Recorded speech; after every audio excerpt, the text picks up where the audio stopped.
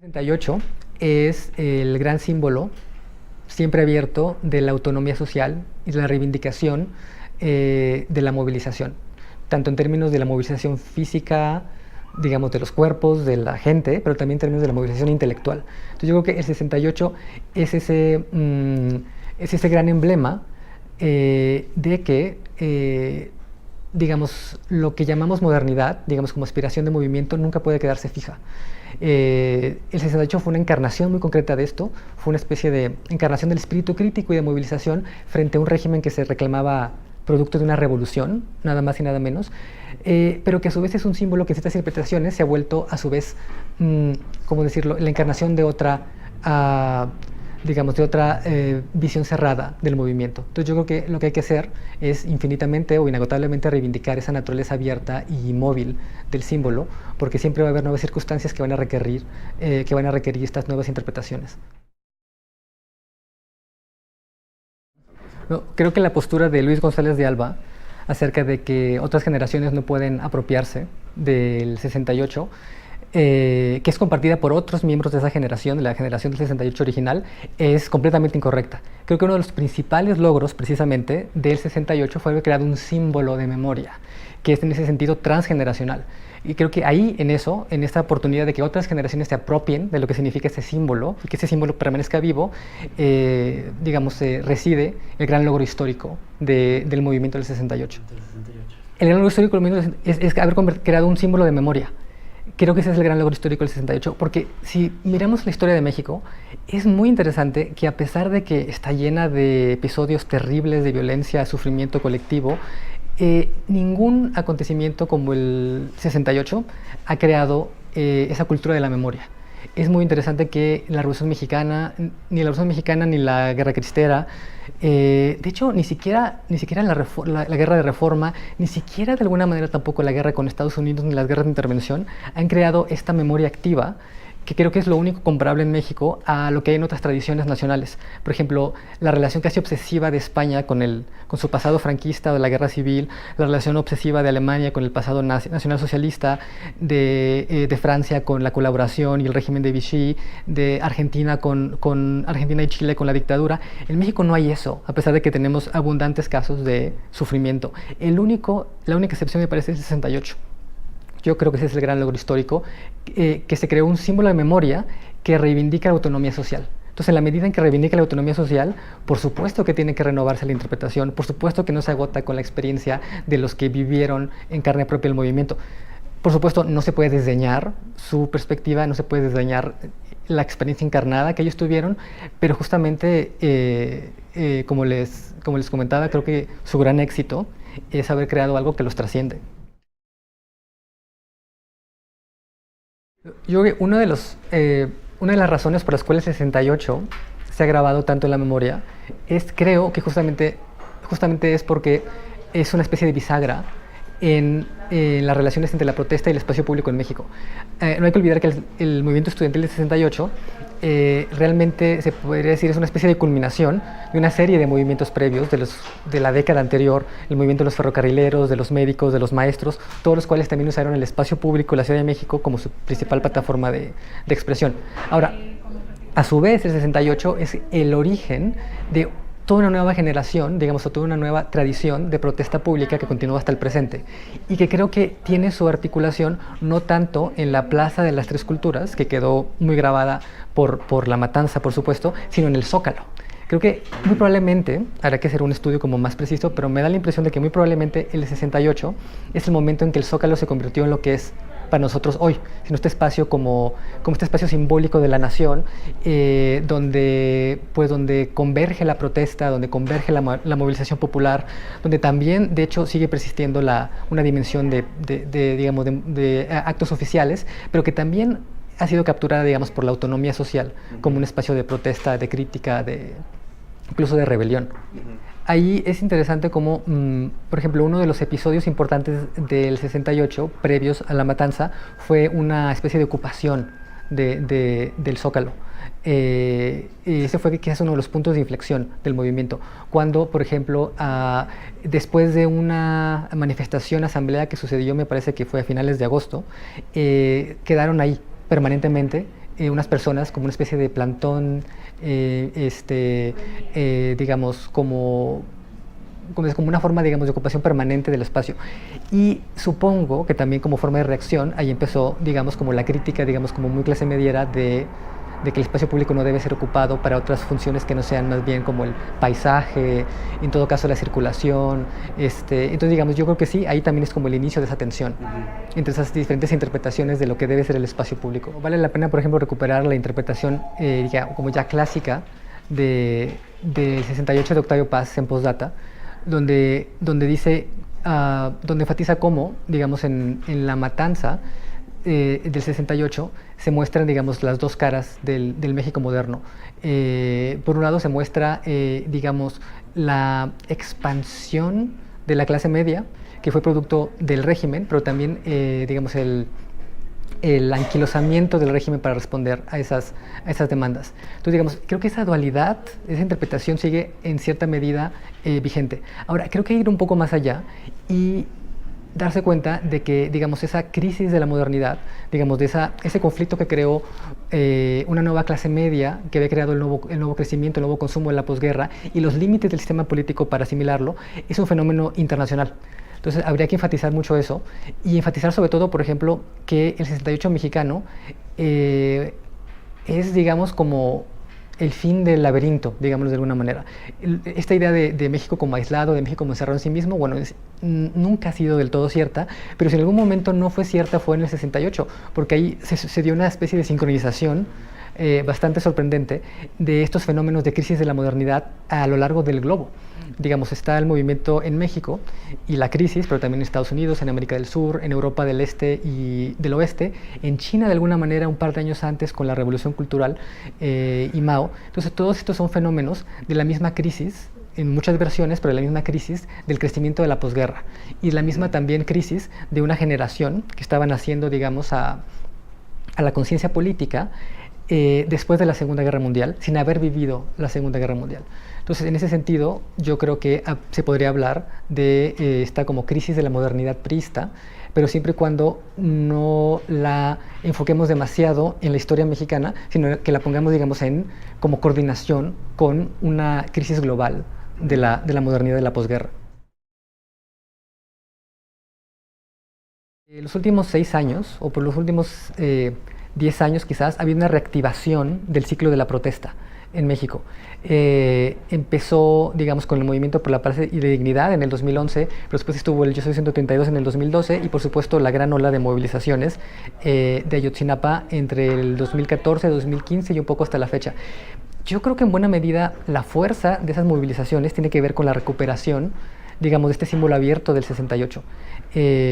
Hay ahí también el hecho de que la marcha del 2 de octubre, la marcha de la memoria, suele ser casi siempre protagonizada o, digamos, poblada en su mayoría por jóvenes. Entonces, digamos, ahí está, digamos, como bastante clara la naturaleza viva de ese símbolo y su reactivación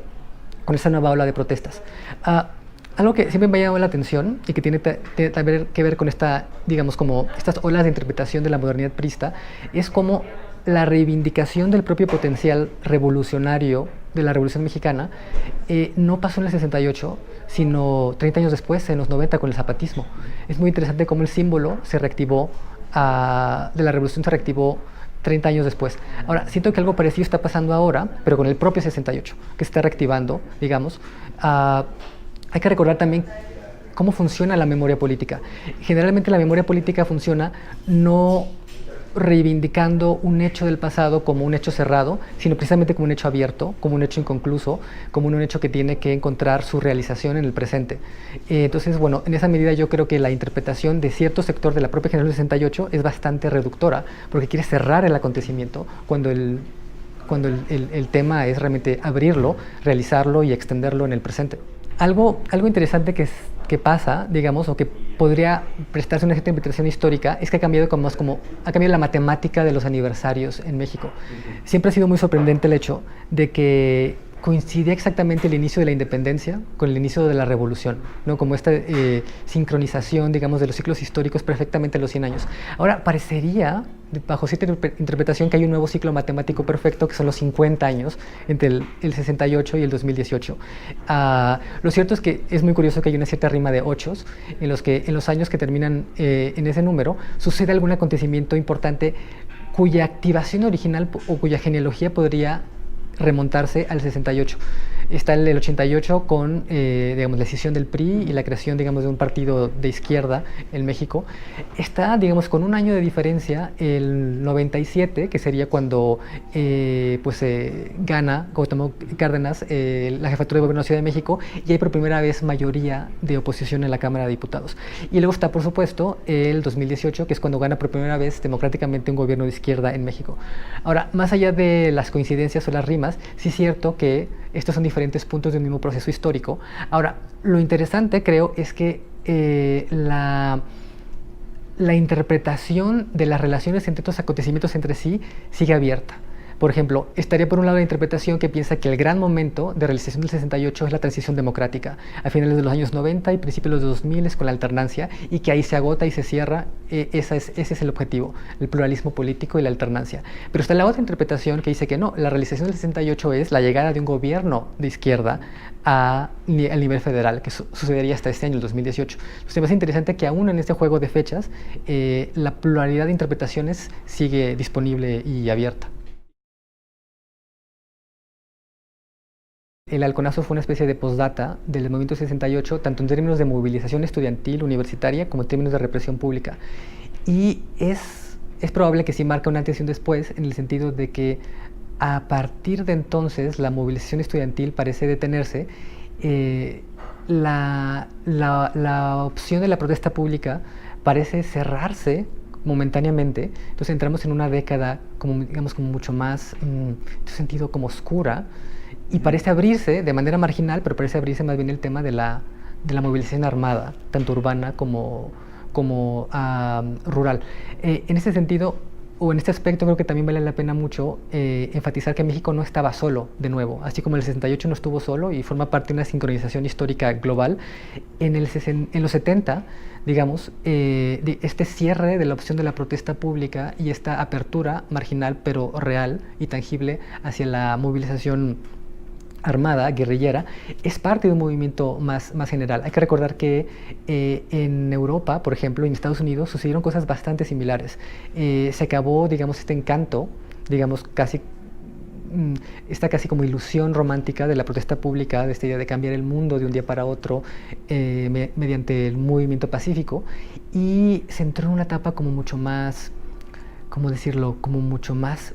sombría, tanto en términos políticos como intelectuales. Creo que no es casualidad que los 70 son también el año dorado del estructuralismo, en la década dorada del estructuralismo en el mundo intelectual. Esta idea entonces de que la sociedad no es algo móvil, no es algo abierto, sino que está más bien regida por estructuras bastante sólidas,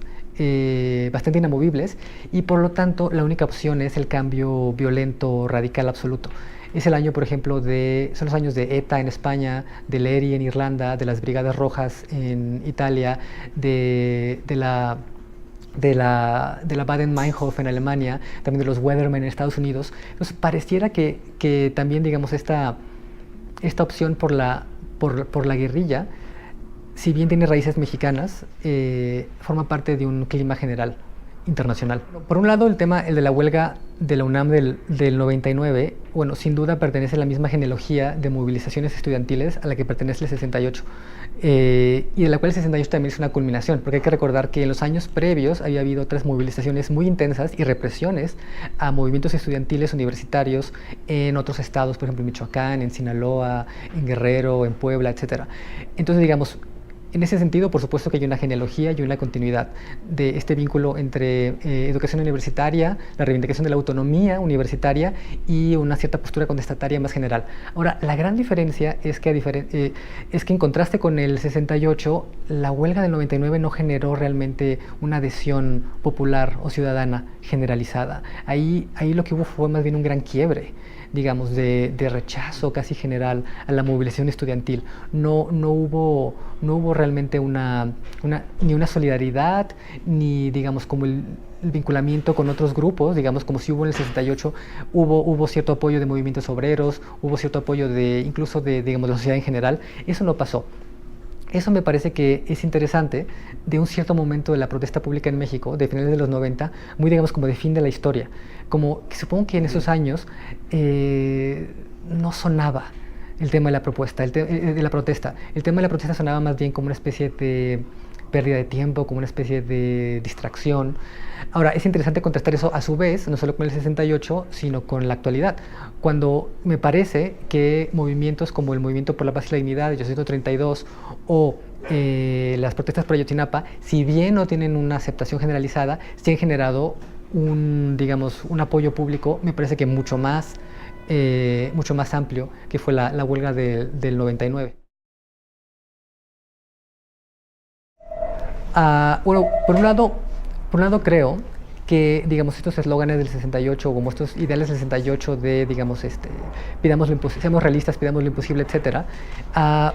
necesariamente tienen que reactualizarse porque está en su propia naturaleza el ser, digamos, inagotables, ¿no? El ser infinitos. Justo si son tan poderosos, justo si son tan sugerentes, es porque no pueden cerrarse, porque no pueden fijarse en nada. Y yo creo que este ha sido el gran problema de estas interpretaciones que quieren identificar el 68, ya sea con la movilización en sí misma de esos años, ya sea con la transición democrática, o ya sea ahora, creo que va a haber una nueva ola de interpretaciones que van a querer fijar el 68, su herencia, en el triunfo de la izquierda a nivel federal. Yo creo que eso necesariamente, digamos, esta nueva, digamos, dimensión, esta nueva realización de cierto aspecto del 68, tiene que crear a su vez una nueva, digamos, un nuevo residuo, como una nueva resistencia, que sería una nueva interpretación del aspecto inagotable de estos eslóganes, de estos ideales, de que otro mundo es posible, de que otra política es posible. Ahora, es cierto que ya en la práctica hay muchos grupos que están viviendo, digamos, de otra manera. Ahora, lo cierto también, o lo que hay que preguntarse, por otro lado, es si estos grupos viven así por voluntad o por imposición, digamos, de las limitaciones de la forma en que se organiza la economía y que se organiza el trabajo. Digamos, es cierto que, digamos, aquí está, digamos, el tema de la ambivalencia de cierta libertad laboral, que si lo ves por un lado puede ser un freelance, ser autónomo, ser creativo, pero por otro lado ser precario. Entonces, ¿hasta qué manera esto es una decisión o hasta qué manera esto es algo impuesto? ¿Y de qué manera se pueden repensar, digamos, como los grandes ideales de emancipación o de igualdad para estas nuevas circunstancias en las que por un lado hay un atractivo, digamos, de esta nueva visión un poco más fluida o líquida de las relaciones laborales, pero también hay muchos riesgos en términos de seguridad social, salud, etcétera? Entonces, ¿cómo repensar una nueva política social que captura el espíritu del momento, que explota sus atractivos, pero que combata sus peligros en términos de, digamos, la consolidación de un futuro para las generaciones más jóvenes?